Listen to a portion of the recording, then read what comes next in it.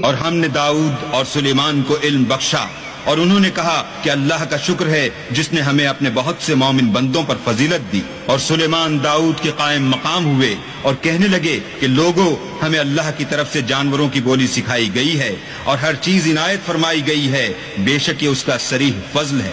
اور سلیمان کے لیے جنوں اور انسانوں اور پرندوں کے لشکر جمع کیے گئے اور وہ قسم وار کیے گئے تھے، یہاں تک کہ جب چونٹیوں کے میدان میں پہنچے تو ایک چونٹی نے کہا کہ چونٹیوں اپنے اپنے بلوں میں داخل ہو جاؤ، ایسا نہ ہو کہ سلیمان اور اس کے لشکر تم کو کچل ڈالیں اور ان کو خبر بھی نہ ہو۔ تو وہ اس کی بات سے ہنس پڑے اور کہنے لگے کہ اے پروردگار، مجھے توفیق عنایت کر کہ جو احسان تو نے مجھ پر اور میرے ماں باپ پر کیے ہیں ان کا شکر کروں اور ایسے نیک کام کروں کہ تو ان سے خوش ہو جائے اور مجھے اپنی رحمت سے اپنے نیک بندوں میں داخل فرما۔ اور جب انہوں نے جانوروں کا جائزہ لیا تو کہنے لگے کیا سبب ہے کہ ہدہد نظر نہیں آتا؟ کیا کہیں غائب ہو گیا ہے؟ میں اسے سخت سزا دوں گا یا ذبح کر ڈالوں گا یا میرے سامنے اپنی بے قصوری کی دلیل صریح پیش کرے۔ ابھی تھوڑی ہی دیر ہوئی تھی کہ ہدہد موجود ہوا اور کہنے لگا کہ مجھے ایک ایسی چیز معلوم ہوئی ہے جس کی آپ کو خبر نہیں، اور میں آپ کے پاس شہر سبا سے ایک یقینی خبر لے کر آیا ہوں۔ ابھی تھوڑی ہی دیر ہوئی تھی کہ ہدہد موجود ہوا اور کہنے لگا کہ مجھے ایک ایسی چیز معلوم ہوئی ہے جس کی آپ کو خبر نہیں، اور میں آپ کے پاس شہر سبا سے ایک یقینی خبر لے کر آیا ہوں۔ میں نے ایک عورت دیکھی کہ ان لوگوں پر بادشاہت کرتی ہے اور ہر چیز اسے میسر ہے اور اس کا ایک بڑا تخت ہے۔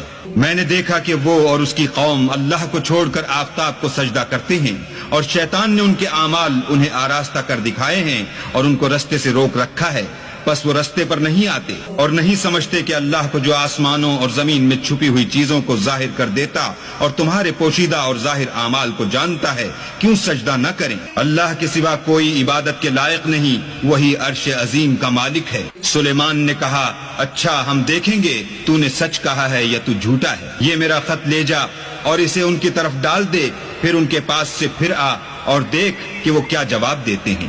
ملکہ نے کہا کہ دربار والو، میری طرف ایک نامہ گرامی ڈالا گیا ہے، وہ سلیمان کی طرف سے ہے، اور مضمون یہ ہے کہ شروع اللہ کا نام لے کر جو بڑا مہربان نہایت رحم والا ہے، بعد اس کے یہ کہ مجھ سے سرکشی نہ کرو اور مطیع و منقاد ہو کر میرے پاس چلے آؤ۔ خط سنا کر کہنے لگی کہ اے اہل دربار، میرے اس معاملے میں مجھے مشورہ دو، جب تک تم حاضر نہ ہو اور صلاح نہ دو میں کسی کام کو فیصل کرنے والی نہیں۔ وہ بولے کہ ہم بڑے زوراور اور سخت جنگجو ہیں اور حکم آپ کے اختیار ہے، تو جو حکم دیجیے گا اس کے معال پر نظر کر لیجیے گا۔ اس نے کہا کہ بادشاہ جب کسی شہر میں داخل ہوتے ہیں تو اس کو تباہ کر دیتے ہیں اور وہاں کے عزت والوں کو ذلیل کر دیا کرتے ہیں، اور اسی طرح یہ بھی کریں گے، اور میں ان کی طرف کچھ تحفہ بھیجتی ہوں اور دیکھتی ہوں کہ قاصد کیا جواب لاتے ہیں۔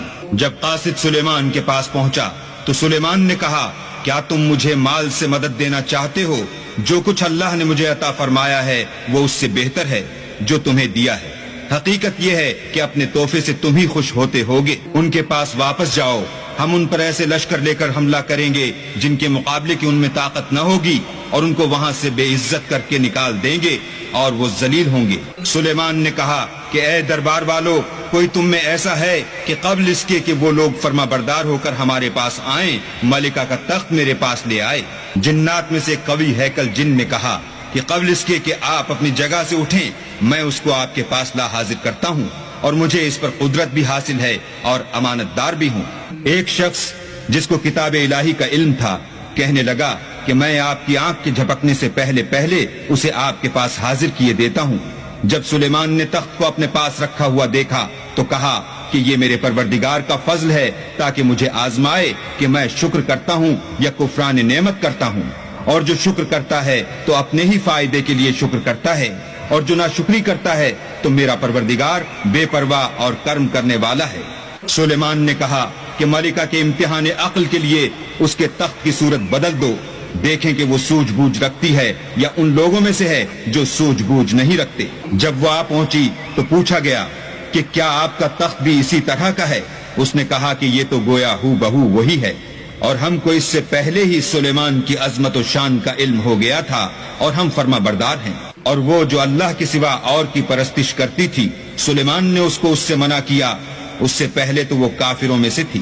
پھر اس سے کہا گیا کہ محل میں چلیے. جب اس نے اس کے فرش کو دیکھا تو اسے پانی کا حوض سمجھا اور کپڑا اٹھا کر اپنی پنڈلیاں کھول دی.